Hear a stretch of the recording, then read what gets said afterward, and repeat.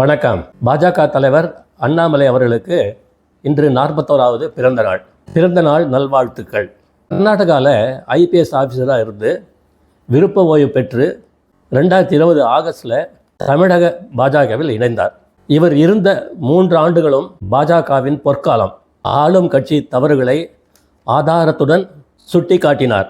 அக்கட்சி அமைச்சர்கள் சேர்த்துள்ள சொத்து மற்றும் ஊழல் பட்டியலை திமுக ஃபைல்ஸ் என்ற பெயரில் வெளியிட்டார்.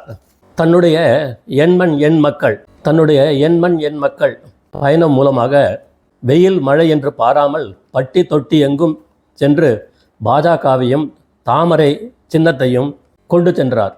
அவர் பாஜக தலைவராக தலைமை ஏற்கும்போது 3% இருந்த ஓட்டு வங்கி லோக்சபா தேர்தலின் போது 11% மாறியது.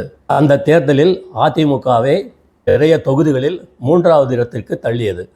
இப்போது பேரளவிற்கு இயங்கும் கட்சியாக தமிழக பாஜக மாறிவிட்டது. ஜெய்ஹிந்த்.